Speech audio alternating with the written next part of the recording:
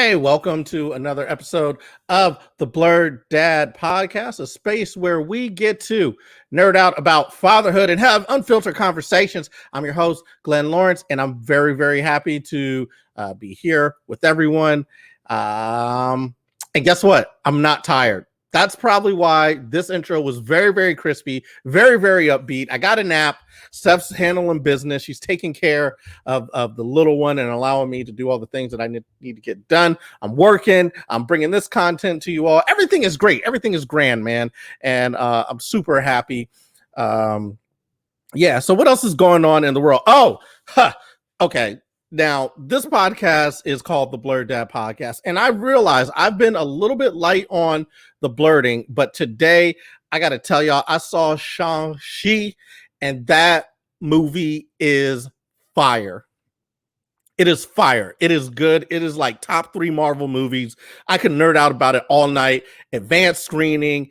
And it was dope, man. It was dope. It had the action, the fight choreography. Woo! I could spend a whole hour talking about it. It's incredible. One of the best Marvel movies. I mean, maybe it's because I've been waiting for a Marvel movie for a long time, but I know that it hyped up my anticipation for Phase 4, and I didn't think that I could be any more hyped than I was for Endgame and Infinity War and everything. But after seeing this, I'm like, all right, I am ready. I'm strapped in. I'm strapped up. I'm strapped on.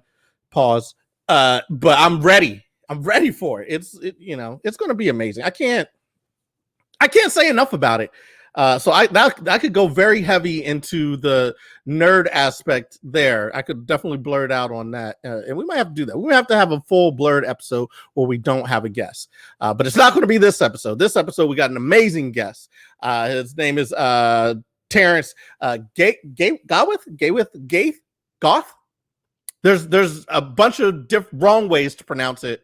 I'm going to figure out the right way to pronounce it once I bring him on. But before I do that, let me get to the sponsor. Our sponsor is always They Made Me Wear It. They are amazing. Dog stylist for the everyday parent. It's a husband and wife team.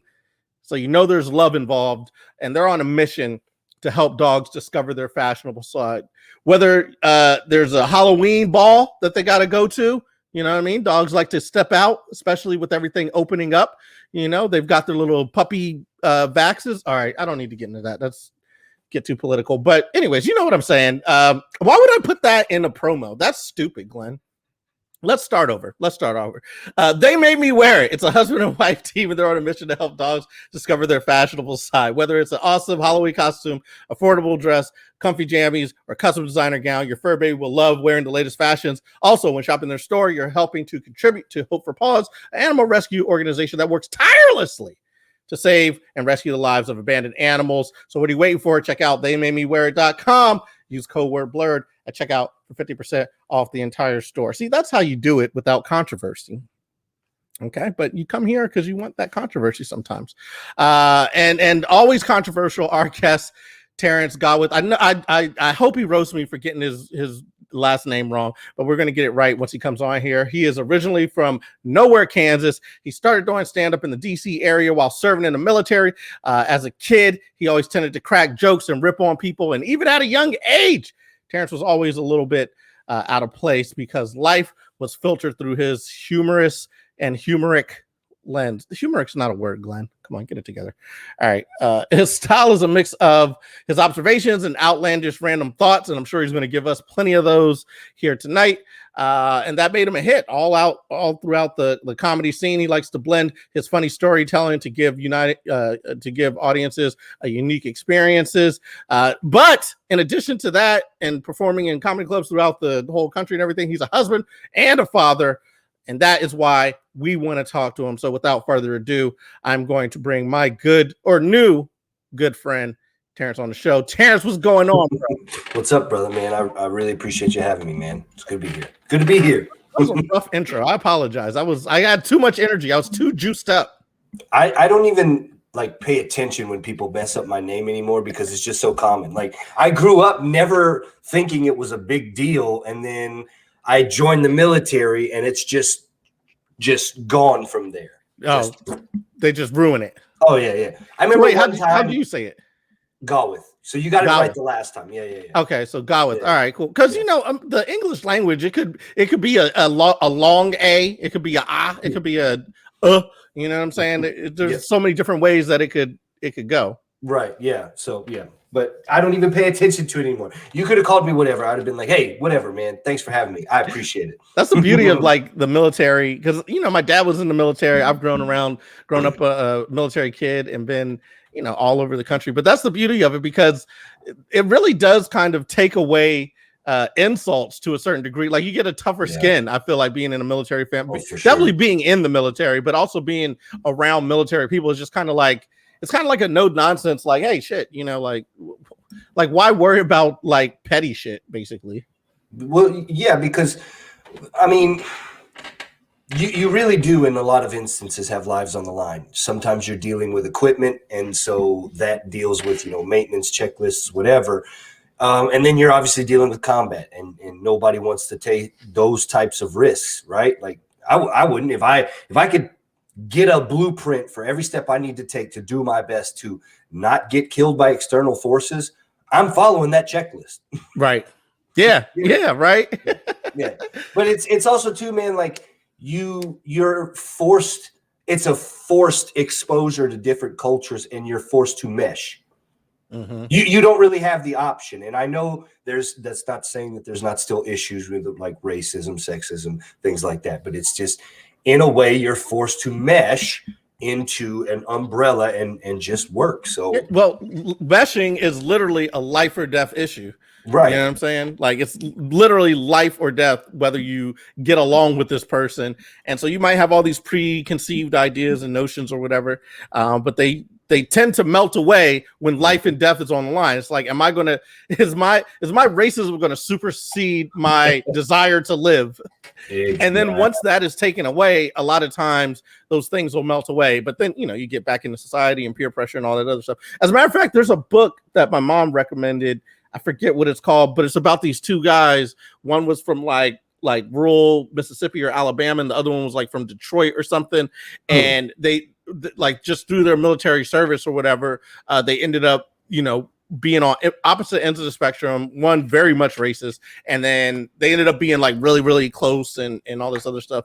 And it just kind of speaks to that. I don't know. I think that's probably why I've kind of grown up in this whole thing of like I don't know. I'm not afraid of white people, I guess is the you know what I mean? Like, because I've been around that so often, Well, yeah, like I said, it's that forced exposure, right? Like I have seen multiple guys that I've personally known come in from rural Northern California, even Texas, Idaho, Montana, Kansas, Maryland, Maine, you name it, man. Come in, white people, then they come in the military, and then they're like, I didn't realize that some of you could be cool, talking to the black guy or the black girl on flight. And it's like, they had never seen a black person outside of television. That's so movies, wild. And it's right. The whole interaction, like when like some people had never, they only have seen what was on TV, and for me, it was like a shock that they had only seen that, because I've only known people who actually know diversity and know like different types of people. So for me, it's a shock that they don't know that, and my interaction with them is like, oh, you've never like been, so yeah, let me show you how it really is. You know what I'm saying? How people really are. And I feel like taking those two, you know what I mean? Like, first I got to realize I've never been around these type of people. I've never been around, I've never been around a different type of people. And then myself recognizing that they've never seen that. And then trying to, it's just like, I don't know. It's just, there's a certain level of respect that I think we all need to start affording each other if we want the country to not go left, which I mean, not left as in leftist, but like, right. Yeah. You know what I mean? Like, we don't want it to go like haywire, which we're very close to having it go haywire. Yeah. Tensions are really high. I mean, especially when you're on Facebook constantly. And that's so weird, the contrast, right? Because you step outside into the regular world, for the most part, people are like, hey, how you doing? Whatever, it's right. it's relatively friendly. It's still BS talk about weather. It's still, oh, this is going on. Yeah, you caught this. And then you log on to Facebook and everybody's hating everybody. Everybody's telling everybody how wrong they are about whatever take on science they got. Right. I know it's wild, but I mean, we're talking about happy things here. Yeah. My bad. No, not at all. I mean, because like I said, it's unfiltered conversations. We go any which way, but I really wanted to get your perspective on your kid. Do like some of these, basically these ideas, they filter into the way that you're, because how many do you have? I mean, you have one now and one due here in November. Okay, so you have one now and then one on the way. How does that affect like you're raising them up? Because you're raising like the next generation who's going to take ideas from wherever, but they learn a lot from their daddy. So how do you I don't know, how do you I try to be as sensible as possible.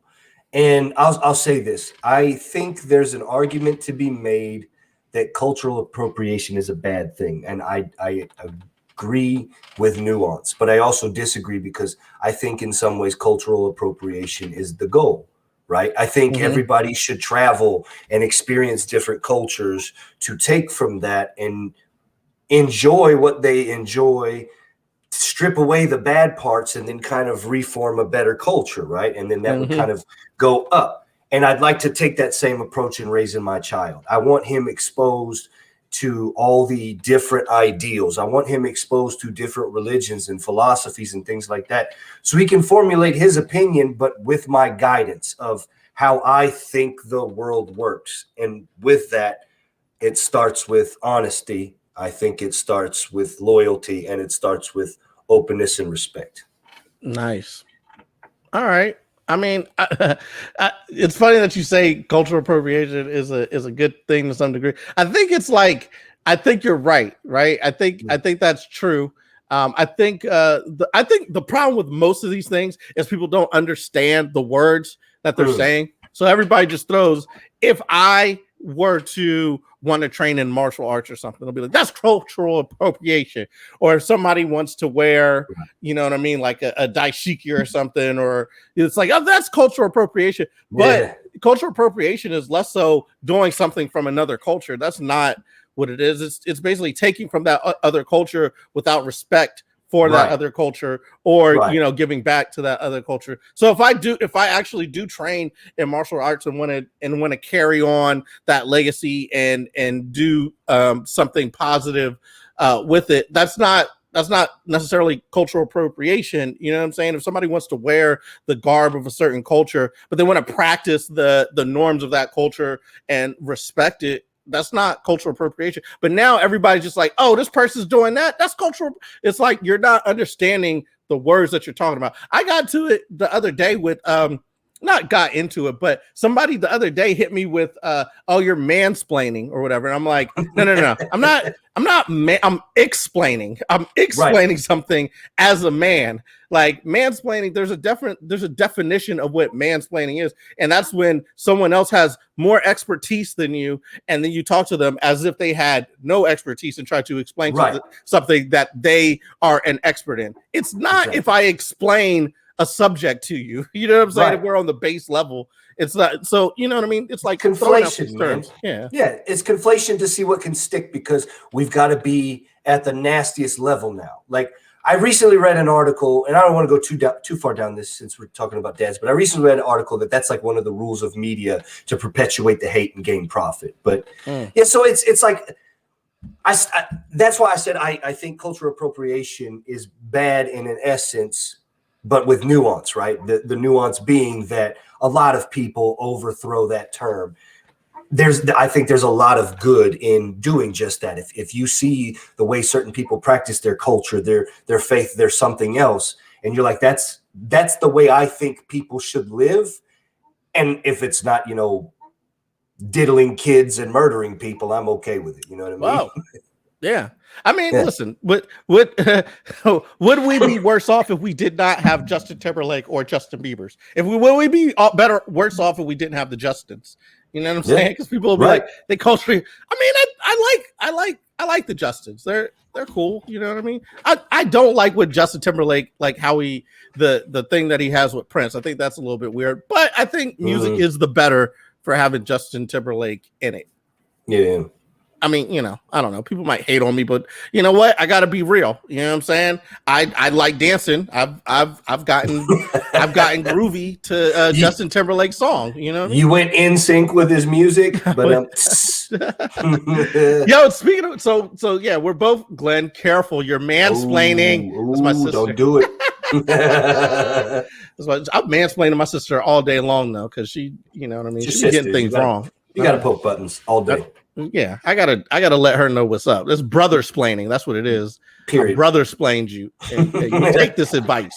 And the brothers are usually right. So let's just call it what it is. But so we're comedians, but I've seen you perform, and you probably don't remember this. Y'all had a show with Tori Hart. And I remember seeing you perform at that show. Yep. And I was like, yo, I like this dude because I've seen you on posters or whatever, but I've never gotten to meet you or like say what's up to you or whatever. And I'm like, I wonder what's going on. And then I saw you do your comedy. And I was like, okay, I like that. Because it wasn't like a hard crowd, but it was definitely a crowd that was going to make you work for it. And I feel like you came out there and handled business. And I was like, all right, cool. I took notes. And this is when I was early in comedy. I'm still trying to figure out what my game is and how I'm going to do it. And to see you come out there and like kind of grab the reins or whatever, it was dope. And now to finally have a conversation with you, I'm like, all right, cool. Like because I see you talking with Eddie all the time. You're on the I'm a Get in Trouble podcast, which I was supposed to say in the intro, but of course I got way too hyper and didn't say that. You're on that podcast with Eddie and Loy Lee, two of my favorite people in comedy, and you're like the third part of it. So now I get to finally say what's up to you, man. Yeah, one, that's really flattering, and every bit of it is false. All right, I'm a horrible person. I'm unfunny. All right, anybody listen to this podcast, I promise you, don't do it. You're gonna ruin it. No. So the thing is I actually remember meeting you a couple of times, but it was like in a roundabout in Flutter because I'm really good with faces, but I never remembered the name. And then it was like I remember at that show specifically at the Draft House was when we had bumped hands, and I was like, damn it, I know you, but I still couldn't place the name. and that's what I said I think is wonderful about the internet was because Eddie and I had that same type of introduction a few times. And then now look at us, right? And so then I'm gonna get in trouble comes for me, and then you come on this way. And so it's like, oh man, that's really cool. And that's why I said I think vibing with genuine people is the dope part. But back to the comedy, I think my biggest advice that I'm going to give to you without you asking, because I'm arrogant like that, obviously. There we go. You've got to do your best to not give a shit.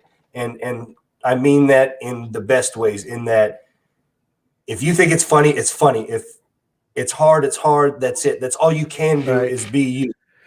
You know it's funny. I feel like this is why people didn't like me in comedy, because I came in with that energy, and they're like, "No, you're supposed to go through the growing pains first and hate yourself." And I'm like, "Why? I love myself. I've traveled the world. I've done this shit. I've talked to people before. They like me. I like myself.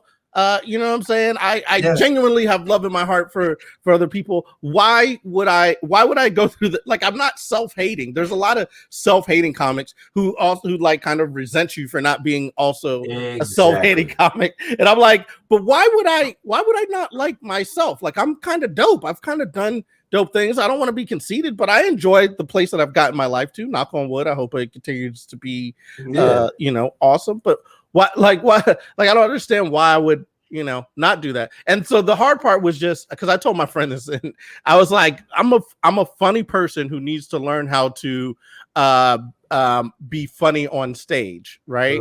Yeah. And they were like, that's why we hate you, because you say things like that. And I'm like, what? I am a funny person. Like, if we're talking just out in the street, I usually am making people laugh. You know what I'm saying? And then I'm just like, all right, now I got to translate that in the stage and take it as a craft, because I realize it's a craft. But I feel like a lot of people are funny in person and don't realize you have to work to make that happen on stage. Agreed. And that's the thing is, I'm 8 years in and I still feel that way. I feel like off stage, I'm invincible. I'm witty. I'm snappy. Like, I can roll with the best of them. Yeah, I take my lumps like everybody does, but comeback snaps, whatever you want to call it, roast, joning, however we can do it, and I'm good. It's still a stumble to get it on stage, but it's coming because I just stopped giving a shit. Like if you walk, you walk. If you don't, you don't. I think it's funny, and if there's 50 people here and only 3 are laughing because I drilled the joke down so far, that's fine, because those 3 people to me are gonna ride. Yeah, you know, I feel like if I have to say it the way that makes me laugh, because usually if I say it the way that makes me laugh, then it's funny. But I notice if I try to not say it differently, then all of a sudden it becomes unfunny. So from that I took the same thing. It's like I got to do what I think is funny, and usually it's worked out. It's put me in a pretty good spot. Hate if you want, but it's worked out well. Yeah. I can't complain. Yeah. Yo, what's it like working with Eddie? How do you feel about working with Eddie and Loy? I like it. I enjoy it. I enjoy the different perspectives. I enjoy the chemistry too, right? Like plus it was really cool to get the invite during the pandemic when I had made a move right before winter. Winter hit. It was a different environment for me, moving out of the DC area. And then where'd you move to? Omaha. Oh, that's right. Yeah. So moved right before the pandemic, winter hits, and then right after winter, COVID comes. So it was like I didn't get out anywhere, didn't get to meet anybody, really didn't have friends. And I'm a social butterfly. Like I get my recharge inner from talking to people and interacting and snapping and talking shit, for sure. Talking shit is like recharges me. And it only goes so far with your wife and son, right? Before she's tired of it. And you're like, and you've ruined your son's self-esteem. Yeah, you're like, wife is like, okay, well, I guess you don't want any ever for like pretty much however long this pandemic is gonna last. And your kid is like, I'm gonna be goth, Dad. Yeah, like he don't even understand. He just like looks at me, just destroyed, like, so it saved me a little bit, it gave me another creative outlet, but yeah, they still caught some steam. I'm the same way. Like I tell my wife, I was like, I got to get on stage because I can feel that I'm annoying you with the energy that I have, which needs to be projected on stage. It's got to go elsewhere, man. Go elsewhere. Yes, she's just catching all these jokes, and a lot of times they're very, very funny, but they're directed at her, so she doesn't give me credit. You know what I mean? Exactly. That's what I tell my wife. It's like, look, I want to do every set I have ever created in front of you and only you. And literally, if I can sit here and be brutalized by doing an hour in front of you, nothing will ever faze me in my life again. Because that's all she'll do is just. Yeah. Listen, that's why I started. That's how I started comedy. With my wife, who was then my girlfriend, right? And here's how much of an ass I am. We're dating, and I'm like, I don't want to date. I'm just focused on comedy. But she's a fucking warrior. She was like, okay, and she would just hang out. And I'm like, I don't want to date. I just want to do comedy. And she's like, okay. And so I was like, all right, what do you want to do? She's like, oh, I'll just come over. And I'm like, cool. And I was like, well, I got to practice these jokes. I don't have time for dating things. She's like, okay. And then I would just practice jokes with her on the couch. You know what I mean? Now looking back, it almost is like I held her captive. She had to listen to these jokes, but she stuck with it. Dude, and then from that's like a legit date rape, like with no actual intercourse. Pause. With no intercourse. Like it's like a rape on a date to just like emotionally rape. No, I'm not laughing at that. That's not funny. Yeah. I'm a horrible person. This is not I'm going to get in trouble. This is blerddad. We have beautiful sponsors. We can't. I apologize. But it was definitely like, yeah, see, she's laughing, so we're off the hook.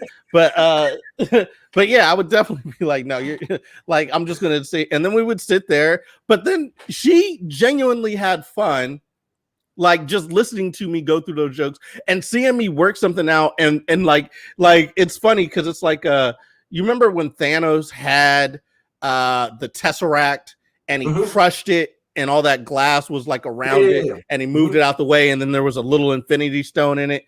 Like that is what happened with the joke. I was in my living room and I crushed it in front of her, and what crystallized was a joke that helped me get booked on like a lot of shows. You know what I mean? It was like a whole like 5-minute set that has helped me get booked on a lot of shows. It's one of my main things. I didn't put it on my special, but I'm saving it for the sophomore special, the sophomore album.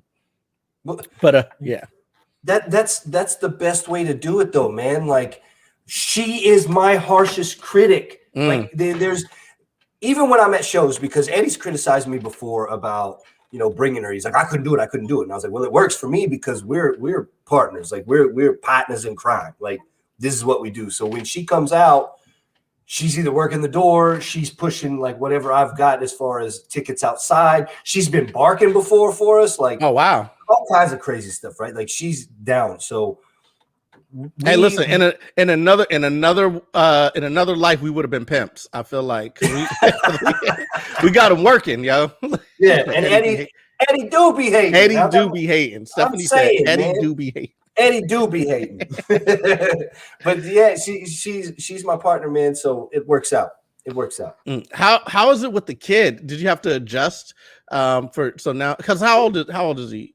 He's gonna be 3 in December. Wow, good job, man. Listen, as someone who just had one who's like 6 weeks, I'm like, dude, I gotta keep this motherfucker alive for 18 years. Or I mean, like for the rest of his life. But the 18 years are the ones where I'm mostly in control of it. we can either keep this lighthearted and comedic, or we can go deep. I don't care either way, because I can keep it either way with a kid, man. And that's the fucking emotional roller coaster you go on as a dad, dude. Like, I didn't realize the levels of what I think are manhood now would be unlocked until I had a son and started to step into fatherhood, husbandry, and if that's even a word, I think it's a word, whatever, but husbandry and manhood all in that same breath. Like, and I'm sure you're experiencing it as a young father, right? But like, your emotions, it's unlike anything you felt before, right? Like, it's wild. Here's the thing. I am happy that I had the kid now, because I'm old. I'm 40, right? And I am so much in control of my emotions and my emotional state now, but it's because I've been through like a lot. Like, I've been divorced and lost a house, and you know what I'm saying, work stuff, and you know, going through finding myself and losing myself, and you know what I mean, like I've been through all that. So now to have a kid, it's like I'm like really, really settled. Like, you know, like the old me, it would have been torture right now not being able to go out and do comedy. I probably would have been arguing. I would have been, but I'm really like centered, and I'm cool with my emotional state and understanding like, okay, the trade-offs that I'm making, not being able to. Do you know how painful it is to see all these comedy posters up and everybody's like kilted over here, show popping over here, and I'm like, I'm at home not doing any of it.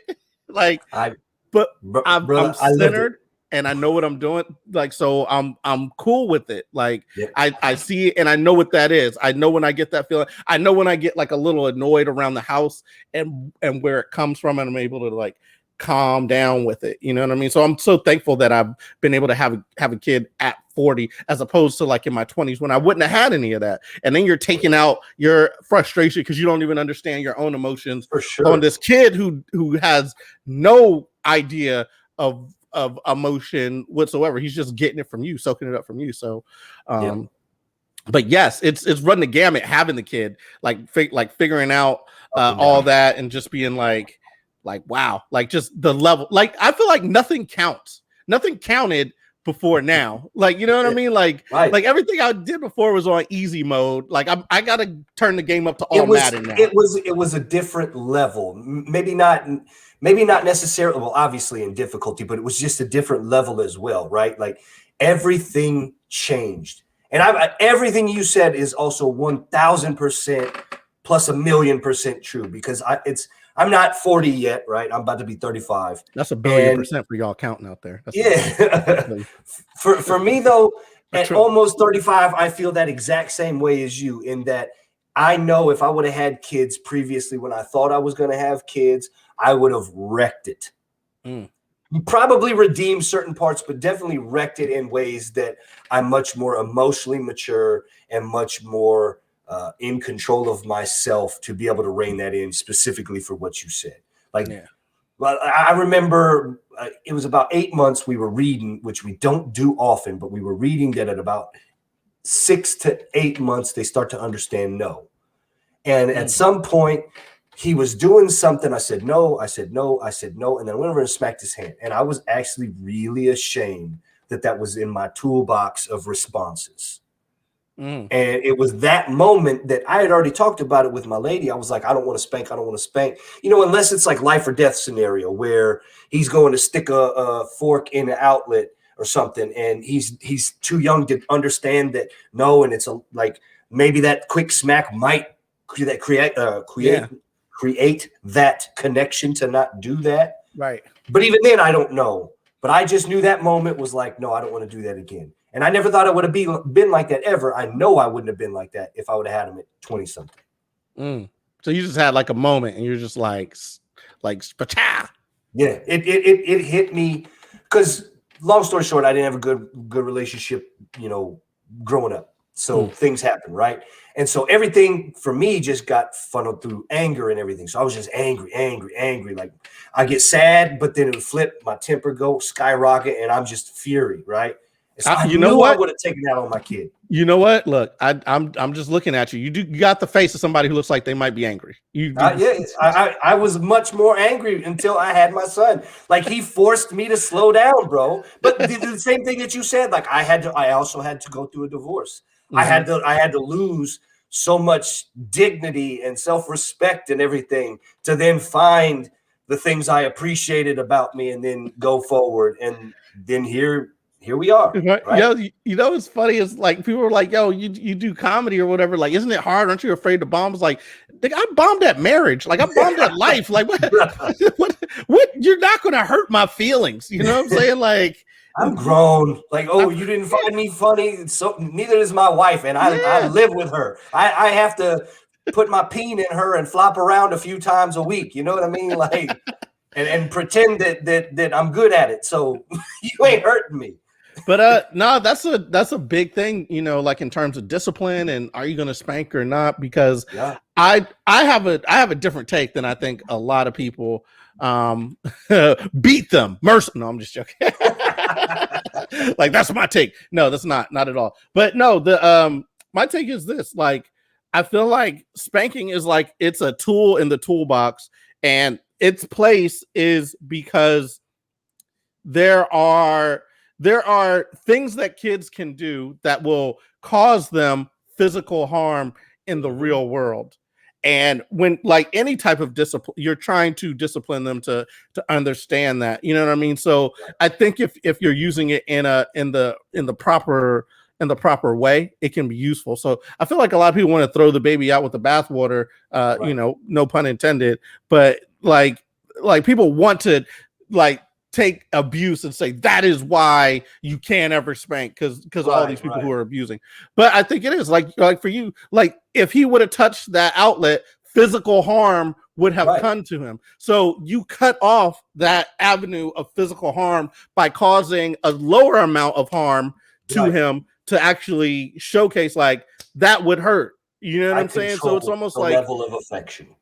Exactly. And I think there's not enough people who are emotionally sound enough to understand that. Like, because some people will just spank their kids and have the kid has no idea what they've done. They have a certain idea of like, okay, well, the parent I just doesn't know why they did it. Yeah. Because they're more often than not, the thing that you realize is spanking happens out of emotion. The parents aren't emotionally sound in that moment to make the decision to do that.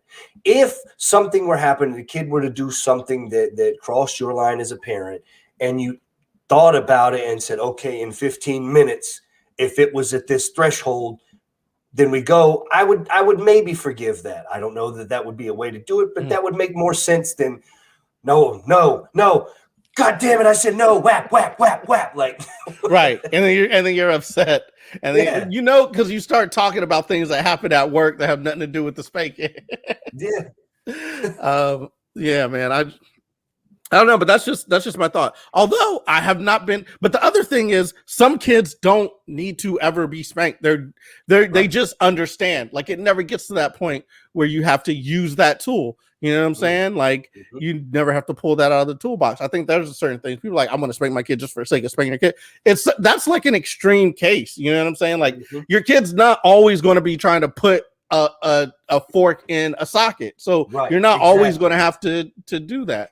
You know what I mean? So that's just my thing. And I feel like people get the wrong ideas. Like, oh, you want to spank your kids? Like, no, I want them to, because here's the other thing. There is physical, there are physical consequences in the real world when I'm not around them. Like if you talk shit to the wrong person, they may hit you or something.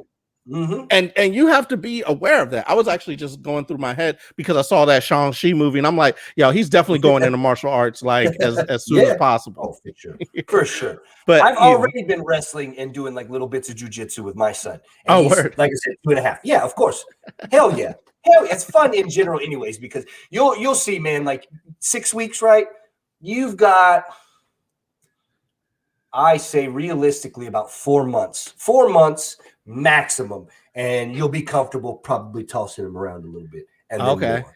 And now it's really going to start opening things up, especially because, you know, he's sleeping so often and he's basically sleeping or eating or peeing, pooping, you know, just shitting everywhere. Or and crying. I mean, that's pretty much the cycle, right?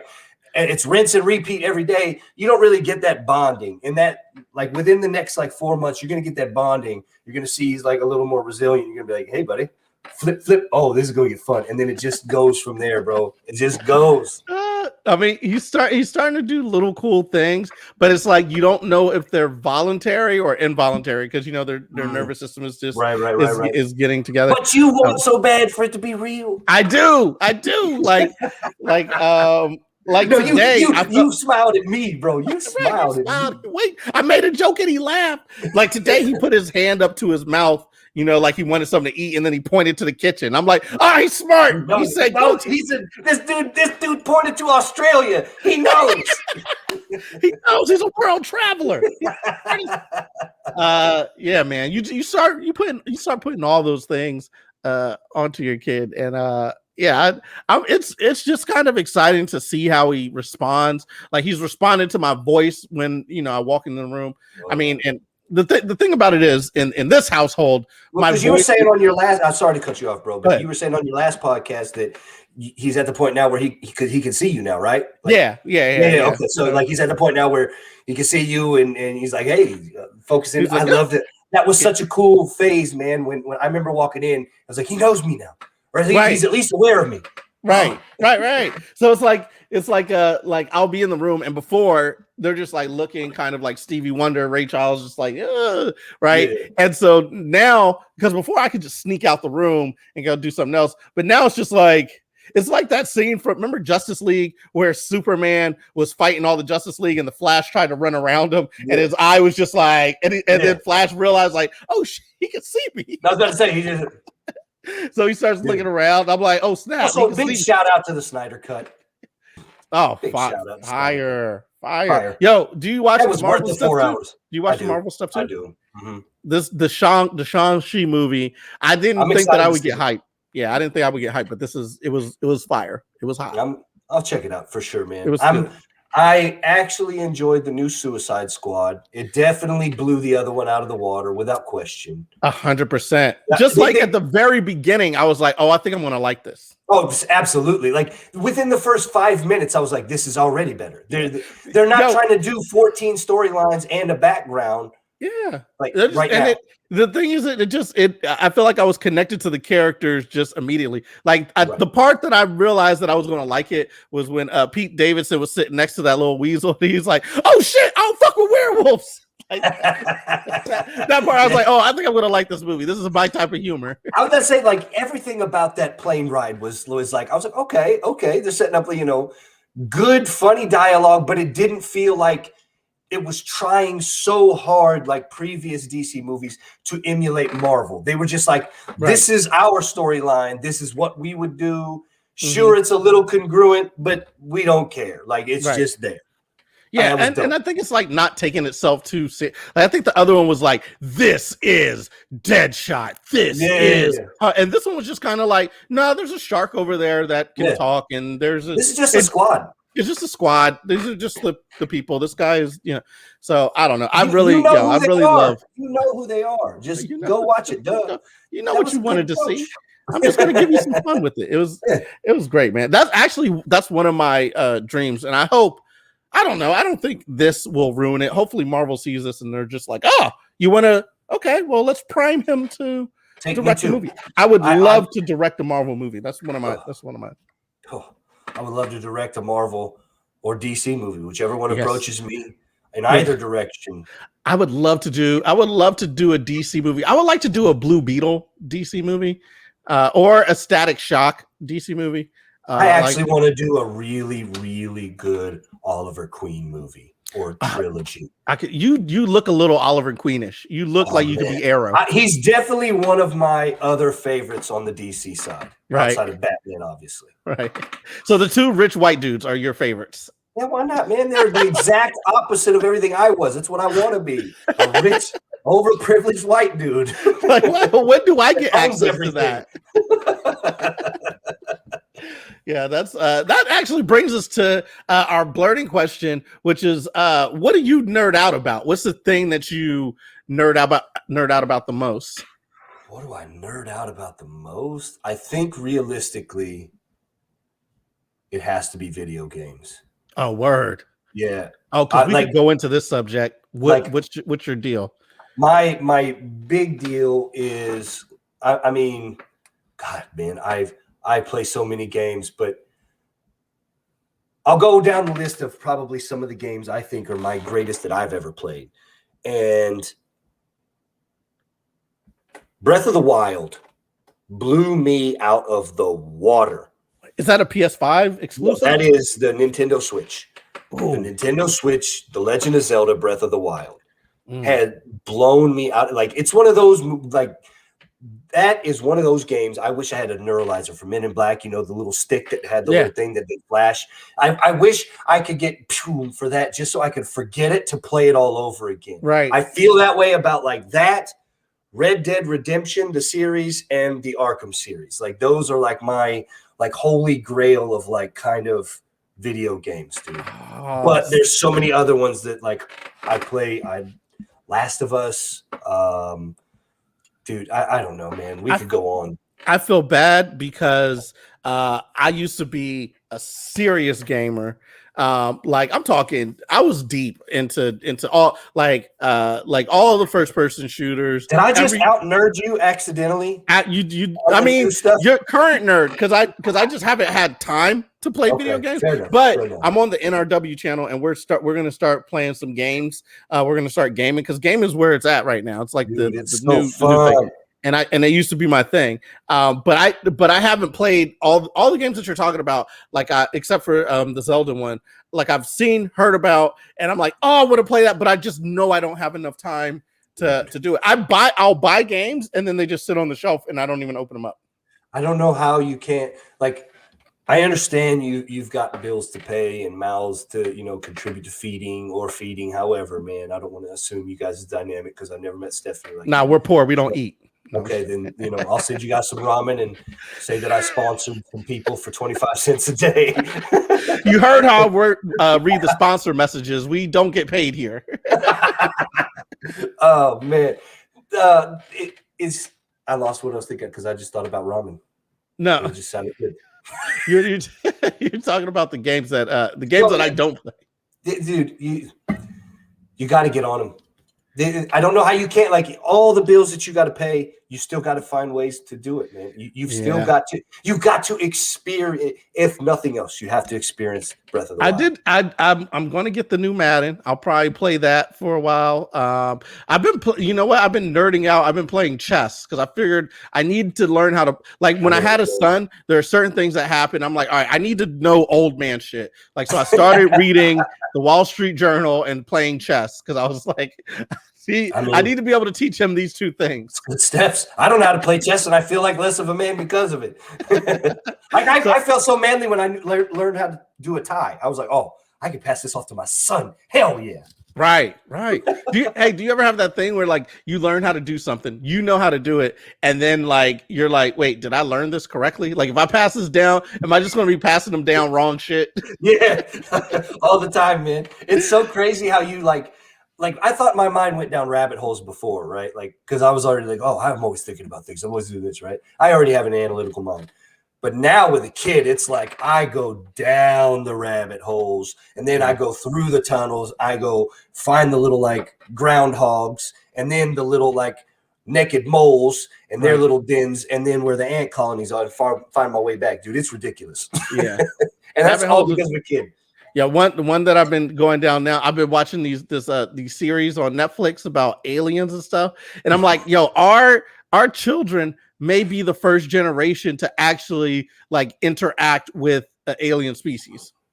I wouldn't even like, because if you think about the advancement and how much things have changed, how much our communication has changed, we have like actual space, like our own like ships or flying apparatus on another planet as we speak. Like the chances that, and that's in my lifetime, the chances that in our kids' lifetime that they'll be communicating with another species that's not from this planet is very high. Well, I just read some report that was on CNN that was talking about the European telescope just discovered another galaxy within our solar system or something along those lines, that it had another planet that they estimate is like Earth, that's at least 30% water. And so they're like, from this distance, it appears to look like this. It appears to have a star that resembles the sun and planets that look to be like the Mercury, Venus kind of setup and everything. It's like, if that were to occur, obviously not in our lifetime. Yeah, probably not in our kids' lifetime, but my goodness. Would you go? Would you, like, if there was a trip, would you go? Dude, have you seen Interstellar? Yeah. Okay, so you know, like when they the whole black hole scene, like right. They're like, oh, we're gonna do that, like that kind of stuff is terrifying. That whole wormhole travel stuff, like it's terrifying. It's so weird. But if the opportunity was there, there's no way I'm not taking it. Yeah. I was telling Stephanie's like, no, I'm staying on Earth. I'm like, I think we gotta go. We gotta go. We gotta go. You like, have to go. You know why? Because I don't want any of these other Bamas representing me when they get up there talking to the aliens. I don't want them to represent. I'm like, no. Listen, it's not like that guy says. Okay, let me actually tell you about these white guys.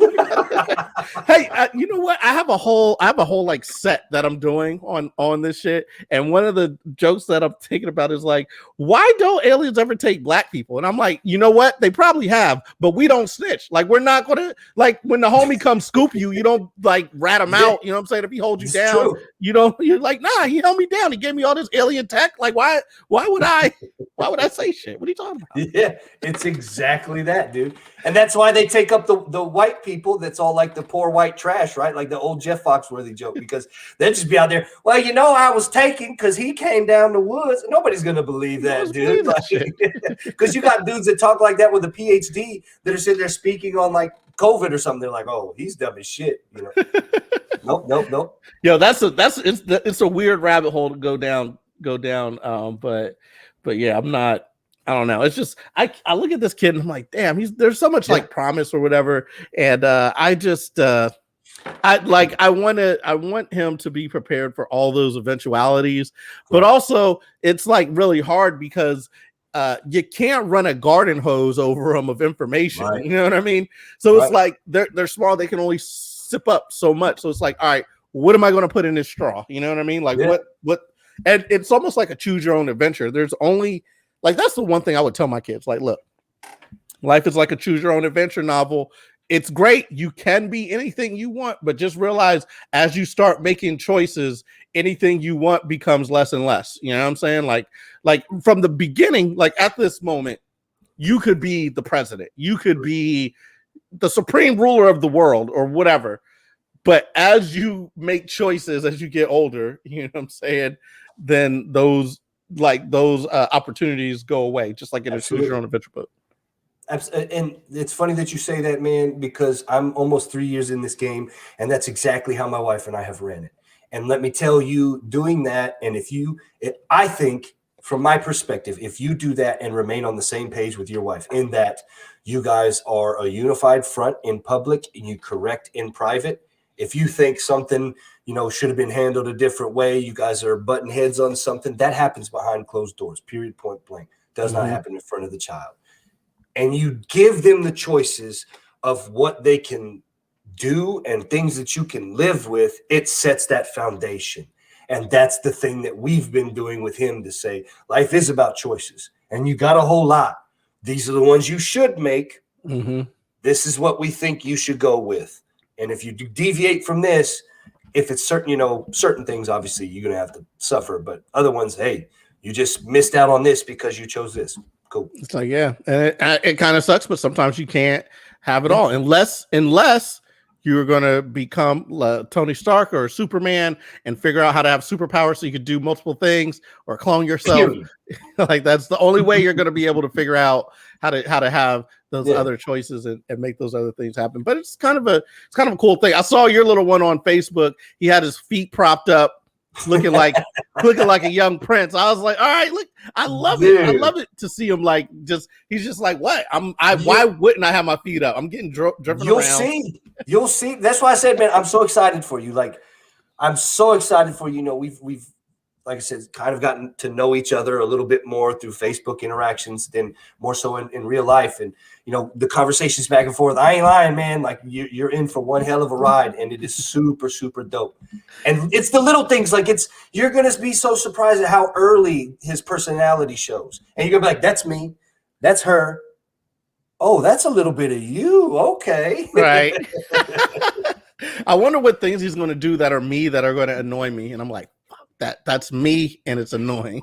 I've already found out it's the raising of the voice. Oh, he raises his voice at you. Like I used to do a lot, that I've had to taper off with my deal, but it was like to speak authoritatively, like I'm taking command, like, oh, no. Let's taper that back. Let's give a more tailored approach. And that's what causes him to respond more. But in further, he does that. He gets like, yeah, man, start escalating. It's like, all right, dude, like, calm down. Oh, yeah. Over here trying to silverback me, bro. Like, what are you doing?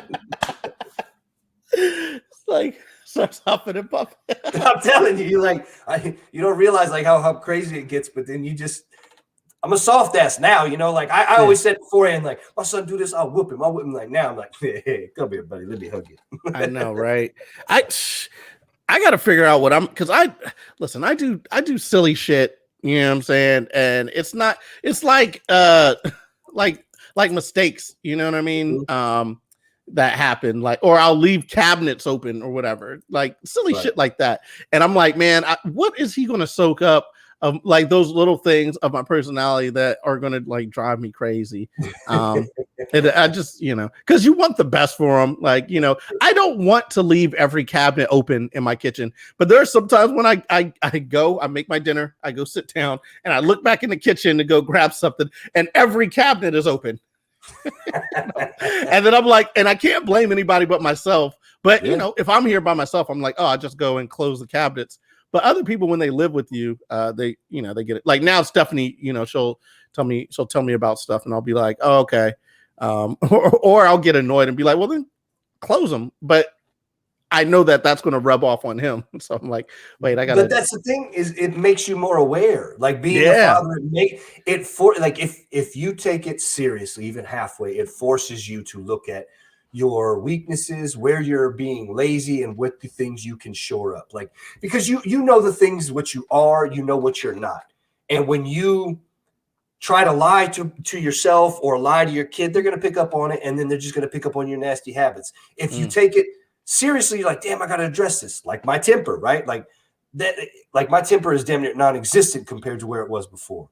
And it's all because it forced me to look at him in different ways and approach things. Like I used to be a neat freak. Like we can't have stuff out of order, man. So no, we're not going to do that. Having a kid, man, that just yanks it out of you. Like it's just little things. So it'll come with it, man. Yeah. Well, hopefully I'll go the opposite way and I'll be like, because I'm already kind of like, I'm not dirty, right? Dirty and neat is like too dirty and I'm messy. I'm not dirty, right? So it's not like I don't have like dirty dishes like all over the place, but I'll have like a pile of things that need that like books that need to be put away or something like so it's like messy but not dirty. And I'm wondering if he's going to have that same thing. I can't have a messy kid. He won't be messy. He's not going to be I'm sorry, he's not going to be dirty. He's not going to, dirt on the fingernails. And you're going to be clean. You say that, man. He's definitely, look, there's going to be some problems. All right. You say that. Like, here's the thing, bro. You know what? I'll give you a quote somebody gave me when I was early in my fatherhood days and I was doing what you were doing, sir. Saying, I ain't doing this, he ain't doing this, he ain't doing it. With the pitter patter of little feet comes a million words that you will eat. So just make sure that you ain't trying to fill up that belly too damn often on these words you're about to eat, my guy. Because I used to say all this stuff. Hey, I ain't bribing my kid with no damn junk food because I ain't doing it.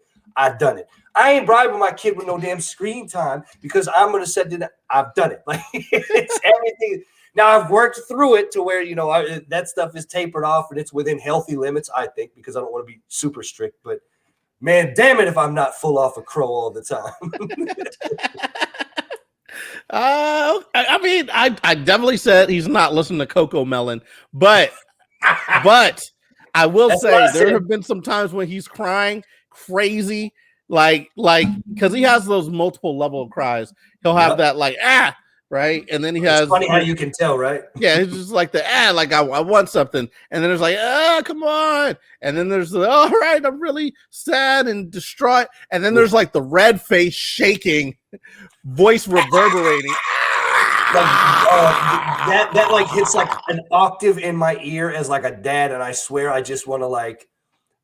I just want to like punt the baby, like, hey, pap, like just get out of here. I can't. It's funny. It's great because us being comedians, the thing is we're truthful, we're honest, and we're truthful, and it's just funny because it happens where they do the cry and it's like for no reason, and in my mind as a comedian I'm like, oh, this is why they say don't shake the baby. Yeah, right. You start to take all those dark turns and you're like, oh, this makes sense. That's why it's funny. I'm like, I'm like, oh, this is and I'm like, oh, I'm glad that I had the baby when I'm 40 because I was like, at 20 you don't have like the that wherewithal to be like don't react emotionally to a temporary situation like this, right. Yeah. Speaking of Facebook, I see your Facebook posts all the time, and you're always putting out there something very poignant or something. And I'm just every time I'm like, I can't like this enough, and I don't want to love it too much because then it gets weird. But you're just saying like super profound stuff, and I'm like, yes, you and Eddie both. When did y'all become philosophers? I don't know what you would think that. Whatever I'd be saying would be profound, but again, sir, I appreciate the flattery. No, man, I appreciate it. Well, I've said it before, right? Like I've gone back and forth for years about what I wanted to do on Facebook. Like when I first was on there, like let me be the funny guy. I'm the funny guy, and then it's like, oh, let me be the thoughtful, like silent, strong type, and then like after a while, just like I don't give a fuck. I'm just gonna be me, and so here's what I think, and sometimes it's abstract. And then sometimes it's very pointed. I don't know. It's just what I feel. And I feel like it, at least you like it. Shit, I feel like look at most of my post history. It's like 2 likes. Look, it says your life with your children is as chaotic as you say it is because you allow it to be. I'm like, oh, that's profound. Yeah, bars. I agree. Bars.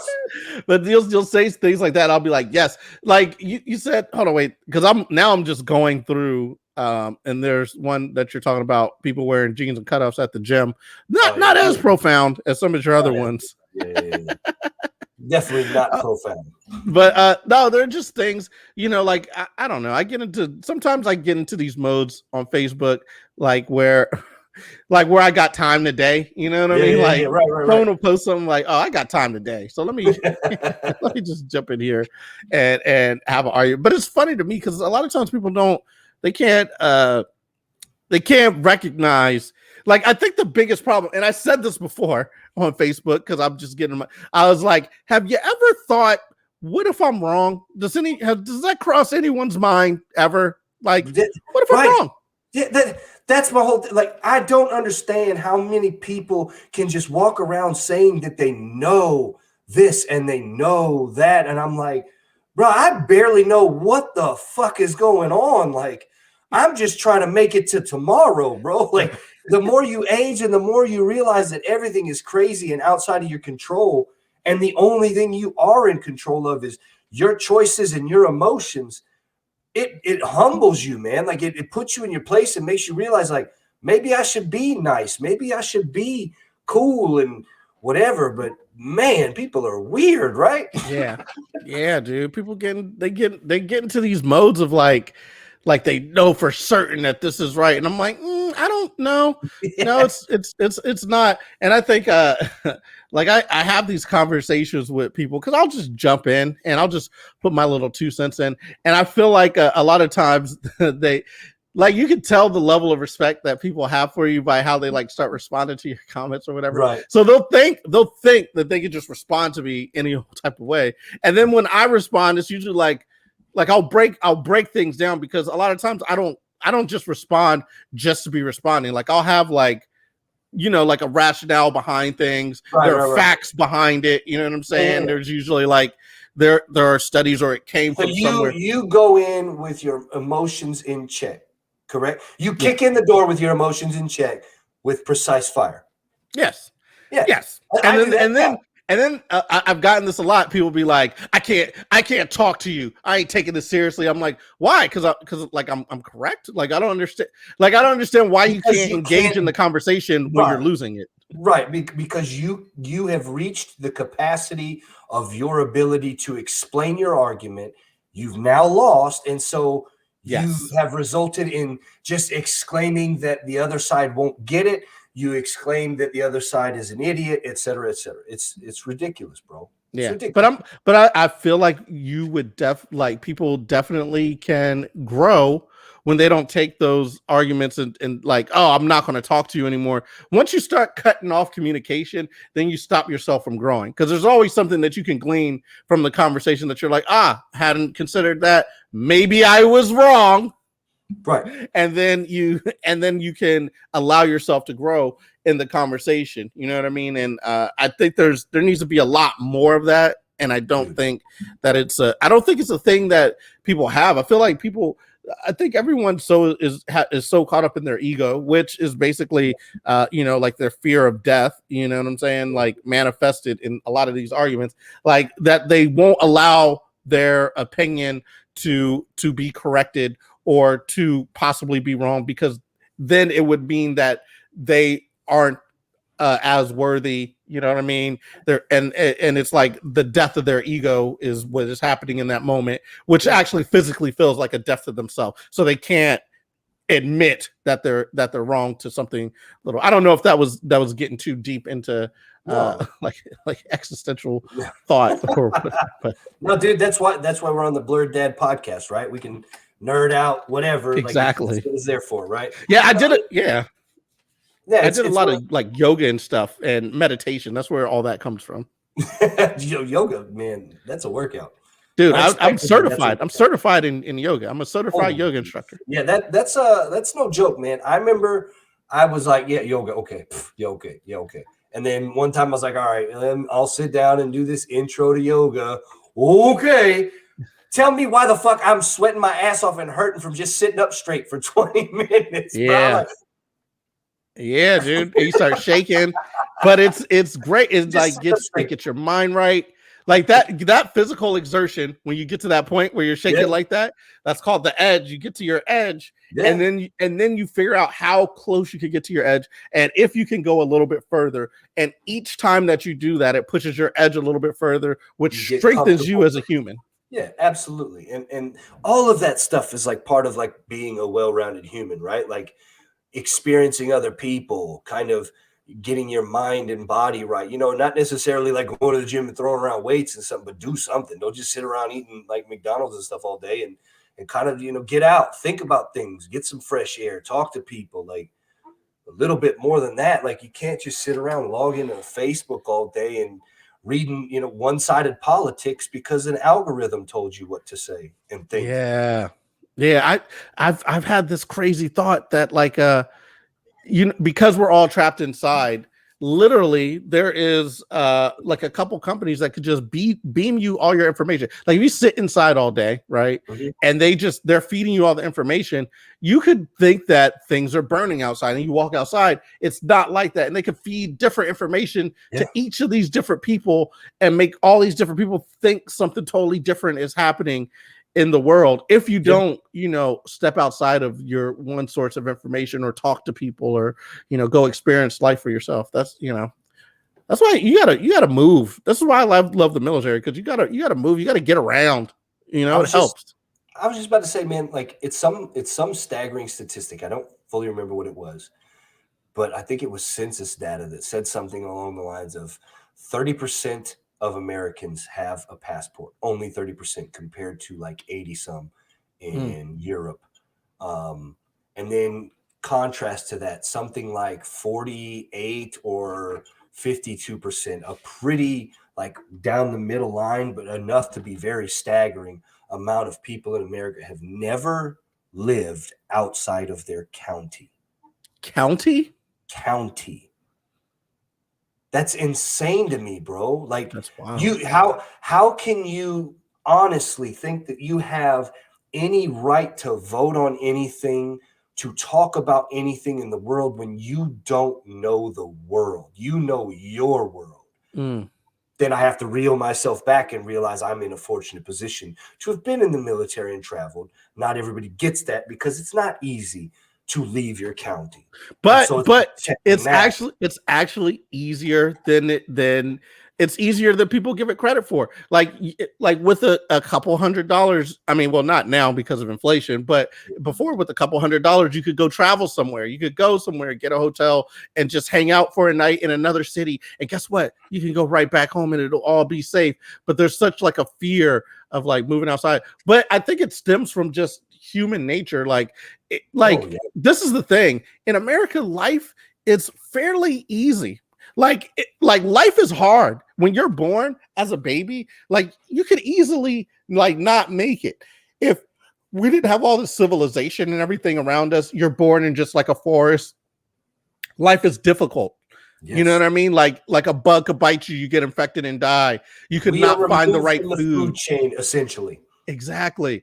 But here things are so like simple. Like the chances, like if you get born, the chances are you're going to survive and you're going to make it to a certain age. Like it's like other places, it's not like that. It's like life is hard, but we kind of like forget that here.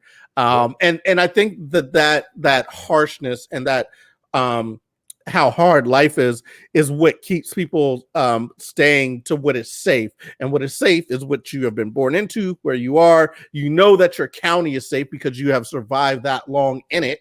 So you're like, I'm not going to venture out because out is where danger happens. Safe is where I've been, like, and that's what your mind is telling you.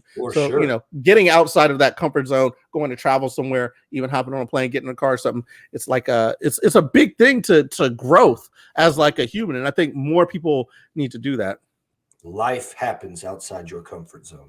Yeah. I think that would be one thing that we could do in the country is like we should need to just shake it up. Be like, look, you're in Alabama, all right, you got to go live in New York for like 3 weeks. You're in New York, you got to go live in Texas for a week. You're in Texas, you got to go to Alaska for Alaska and Texas are kind of the same thing with different with varying degrees.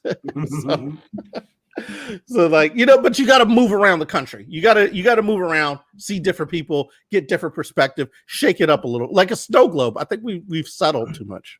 I think one thing that I said, and I know that this is a slippery slope, but it'd be really cool if there was a civilized, decent way to implement this without it becoming like dictatorial or authoritarian or anything. But if you could do a mandatory public service for people fresh out of high school for like 4 years. And it doesn't have to be military. Right.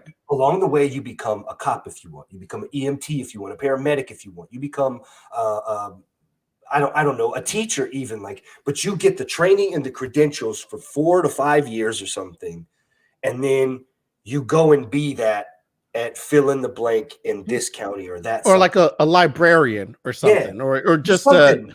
just something to serve the community Yes. better. Because I think one thing that we probably should have done, just in general as a country, is started strengthening communities with a desire to strengthen the nation. So that is, your community is very strong, and thereby your country is strong because your community is smart, and you know what I mean? Like your local tribe is smart, which makes the country as a whole. But I don't think we've done that. Everything's kind of, you know, gotten to a point where it's almost every man for themselves right now. You know, Yeah. And I think we need to get back to that community, you know, that community Absolutely. fellowship and whatnot. I 100% agree, and that was part of the reason why I moved out of DC, because I think it's just a little crowded for my taste. And being originally from the Midwest, I think it just was something that probably didn't sit right. But I also feel like there was a very large influx of rude people that would just be rude people. Plus, you know, living closer to family helps once you have a kid, you know, obviously, because grandparents and things are things that I didn't have, I'd like my kid to have. Nice. Yeah, what's the comedy scene like out there? It's smaller than DC for sure. But it's not bad, man. It's got good places to go. A couple of clubs out here. One's a smaller one, but still like a couple of clubs, and they opened up a theater that's doing that. Improv and all that. Like they've got like a couple of theaters for improv. They've obviously got, you know, the Funny Bone out here, and so it's small, but I look forward to kind of, especially as like you don't have to worry about these damn variants, bro. Like I'm out there, but not, you know, out there. It's like I'm very sporadic about when I'm going out because of this whole variant shit. Nice. Oof. Yeah. It's I don't know. It's worrisome to say the least. Like, you know, I'm wondering, just because you don't like, and I don't want to get too political.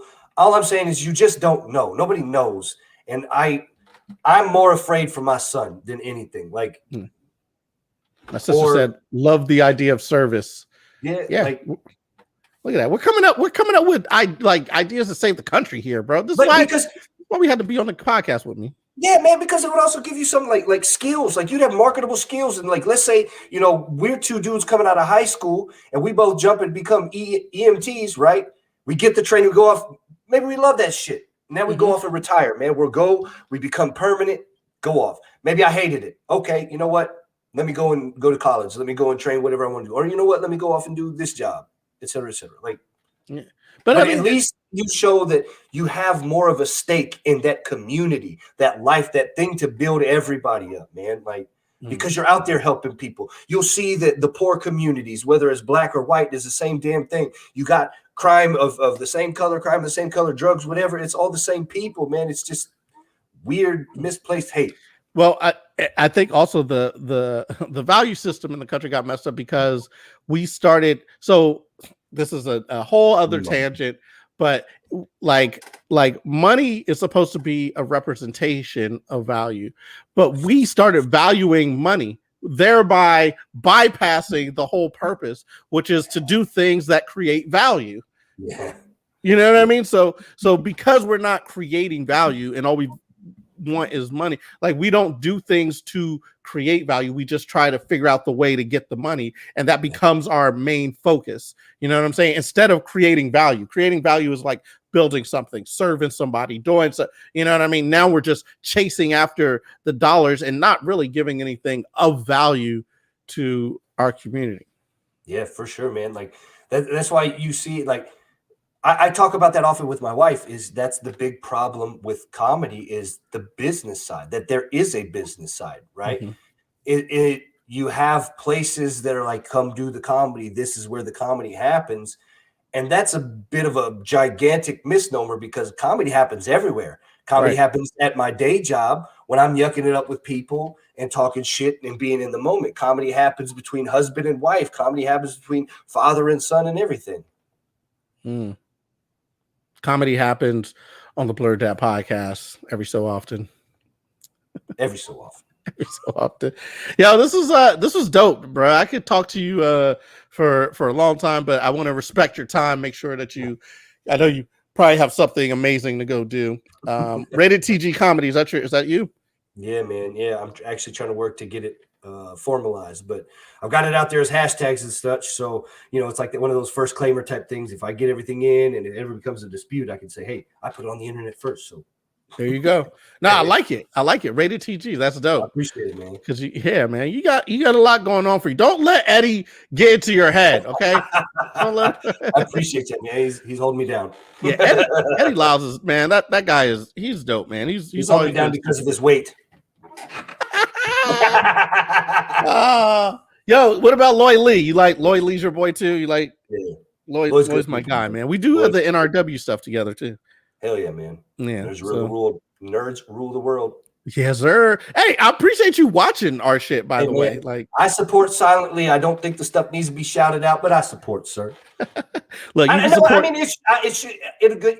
me take it back. It should get shouted out. I will shout it out, but I don't want to shout it out and make it seem like I'm like a braggy cunt. Sorry, I just don't want to do that. You know, that's the funny thing of being a male. You're like, I don't want to be on his balls. I don't want. Right. Like, hey, man, I like what the fuck you doing, but I ain't gay. Like, it's like I don't want to be too much of a hanger on or whatever. Yeah. But I feel like that's weird. I think that's another thing. I just try to be me. It's like, you know what? I got to that point where if I like somebody, I'm like, yo, I like what you're doing, and people find what I'm saying, man. I found out over the last few years, especially after my son, I have loved more other men's statuses now of new dudes than I ever have in my life. And that sounds gay as shit. I don't care. Right? Hey, it don't make never mind to me. I will love the shit out of your posts. I love every post you post. I will love it. It'll be likewise, brother. Yo, tell the people where they can find you. Do you got hashtags out there? The little thing right there says, fake Terrance G or hashtag rated TG comedy. It's just up there. TikTok, Instagram, Twitter. I don't really do much on Twitter because it's just an ignorant cesspit anymore. Like, you can't get anything other than just negativity and porn. Yeah. Oh, they canceled the OnlyFans sexual content. You see that? They canceled OnlyFans. Yeah, basically they canceled OnlyFans. It's like, I don't know why y'all would do that. Like, what? There goes your revenue. Yeah, right. I don't want to talk to you. Show me your titties. Yeah. But I'm a comic. I don't give a damn. Show me your tits. That's what it is. And look, I was thinking about it. I was going because I've got tits now. I was going to show them. Hey. I know quite a few dudes too who have OnlyFans that are like, I'm like, what? Like, yeah. Man, I bet you if you just waxed them titties and kept them like nice and lube, you just do that. I bet you low key Eddie Lyles got a OnlyFans for them titties. He's out there twerking. All right, Terrance G, there you see it at fake Terrance G. This is an absolute pleasure, bro. I love this conversation for real. Absolutely. You want to stick around for a second while I close the show out, or you got to go? I'll stick around, bro. All right, hold on. Let me close it out for the people. That was Terrance Gawith. See, I forgot. I hope I said it right. I think I said it right. But I love that conversation, man. We figured out some problems. We figured out some solutions because that's what it's all about. It's all about the solutions, and that's what we try to give here. Solutions. That's what we're all about at the Blerd Podcast. We're trying to figure out how to make this a better place so that we can raise these kids and they can have a better life. With that said, I think there's only one thing left to say. As always, like, share, subscribe, follow us, tell your friends about us, because we're trying to give good info and good conversations about fatherhood. Yeah, that's what we do here. Blerd that out.